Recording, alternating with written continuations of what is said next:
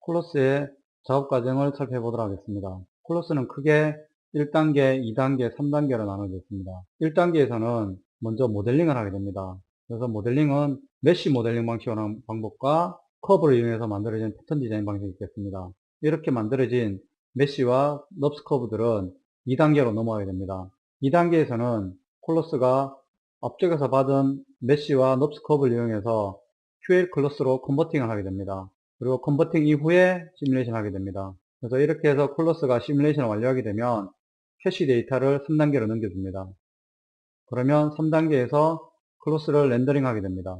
렌더링의 경우는 여러 가지 렌더러가 있겠습니다. 먼저 마야에서 가장 많이 쓰고 있는 렌더맨, 그리고 아놀드, 브이레이, 멘탈레이와 같은 렌더러로 최종 렌더링을 하는 과정을 거치게 됩니다.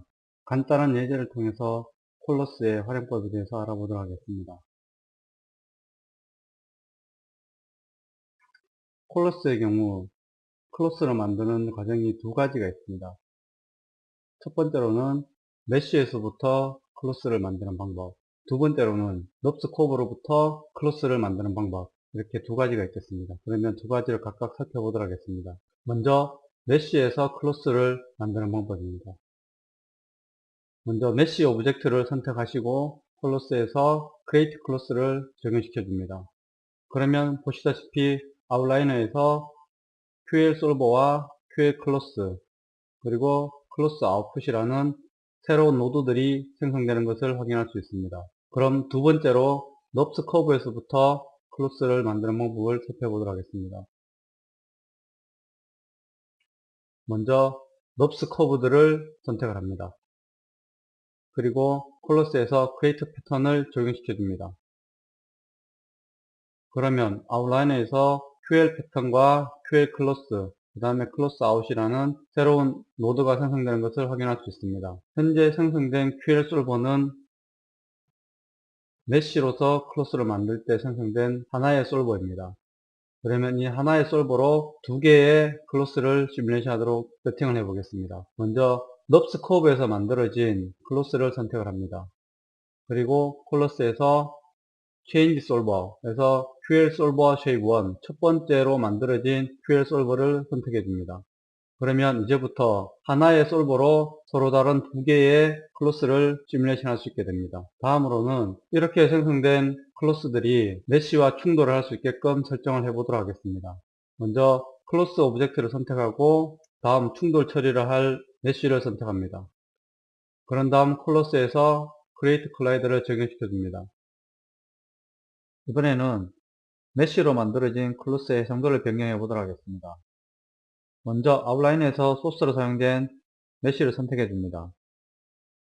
그리고 어트리뷰트 에디터에서 서브디비전 레벨을 올려보도록 하겠습니다. 그러면 지금과 같이 해상도가 올라가는 것을 확인할 수 있습니다. 이번에는 넙스 커브로부터 만들어진 클로스의 해상도를 바꿔보도록 하겠습니다. 뷰포트에서 패턴의 디지모를 선택해 줍니다. 그리고 디스크리타이저에서 레졸루션을 올려줍니다.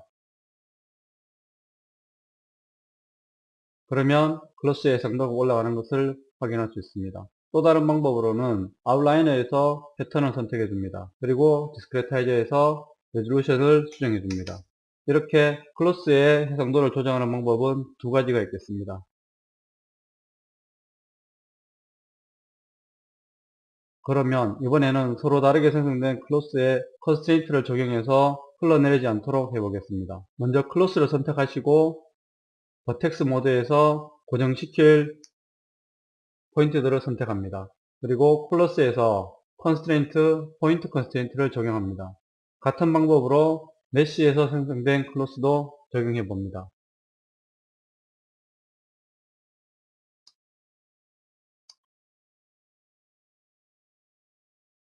컨스트레인트, 포인트 컨스트레인트. 그러면 시뮬레이션을 통해서 결과를 확인해 보도록 하겠습니다. 클로스는 마야에서 플레이 버튼을 눌러서 시뮬레이션을 시작하게 되면 솔버에서 계산을 함과 동시에 뷰포트에서는 시뮬레이션된 결과가 디스플레이 됩니다. 에스케이프를 눌러 시뮬레이션을 잠시 중단하고 결과를 보도록 하겠습니다. 보시는 바와 같이 정상적으로 시뮬레이션이 되고 충돌 처리가 되는 것을 확인할 수 있습니다. 그러면 이번에는 QL 솔버에서 시뮬레이션의 정확도를 위해서 프레임 샘플을 올려보도록 하겠습니다. 그리고 캐시를 삭제하고 다시 시뮬레이션 해보겠습니다.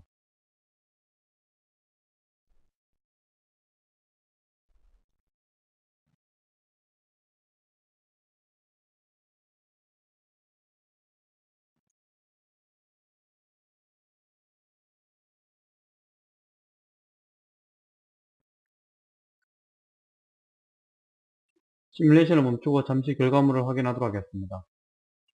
정상적으로 시뮬레이션이 잘 되는 것을 확인할 수 있습니다. 지금 메쉬로 만든 부분에서 약간 각이 진 것을 확인할 수 있습니다. 그러면 이 부분을 수정해 보도록 하겠습니다. 이 부분은 충돌 처리가 되는 메쉬의 면이 부드럽지 못해서 발생하는 것입니다. 그러면 이 부분을 수정하고 다시 시뮬레이션 해 보겠습니다.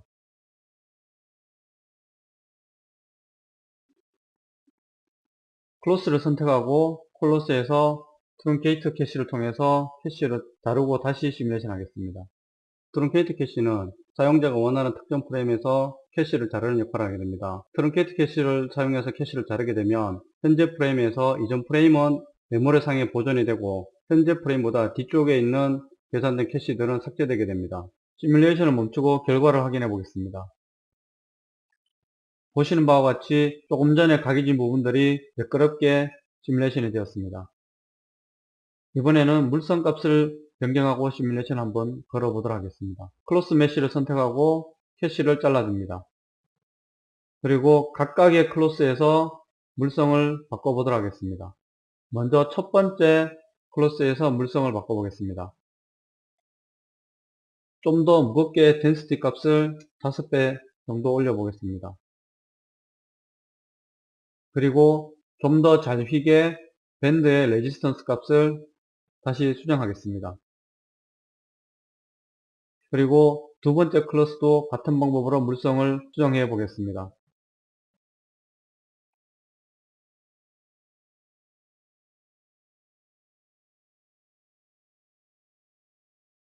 클로스가 좀 더 잘 휘어지게 이번에 쉬어 레지스턴스 값도 더 낮춰 보도록 하겠습니다. 그럼 시뮬레이션을 통해서 확인해 보도록 하겠습니다.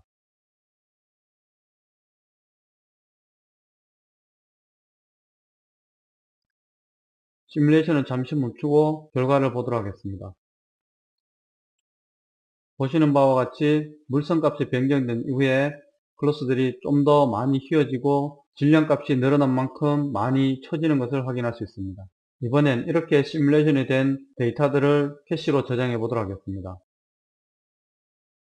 아웃라이너에서 솔버를 선택해 줍니다. 그리고 솔버의 쉐입 탭에서 캐시 어트리뷰트를 롤아웃 시켜 줍니다. 그리고 포프레임 캐시 폴더에서 폴더 아이콘을 클릭해 줍니다. 그리고 캐시가 저장될 경로를 지정해 줍니다. 그런 다음 캐시의 네임을 입력해 줍니다.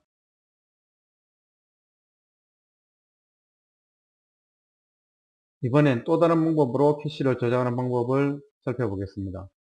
각각의 클로스 노드에서 솔버 쉐입이 존재합니다. 그리고 이 솔버 쉐입에서 아래쪽에 보시면 캐시 어트리뷰트가 있습니다. 여기에서 같은 방법으로 캐시가 저장되는 폴더를 지정해 주시고 네임을 부여해도 같은 방법으로 캐시가 저장이 되겠습니다. 그러면 클로스 캐시를 클리어하고 처음부터 다시 저장해 보도록 하겠습니다.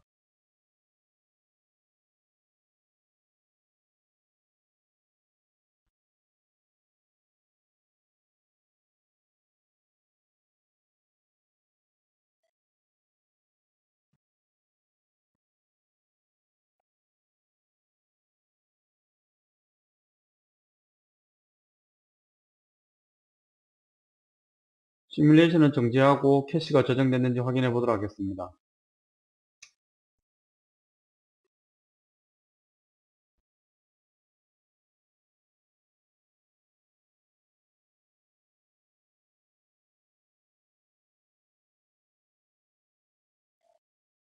보시는 바와 같이 캐시가 지정한 폴더에 저장된 것을 확인할 수 있습니다.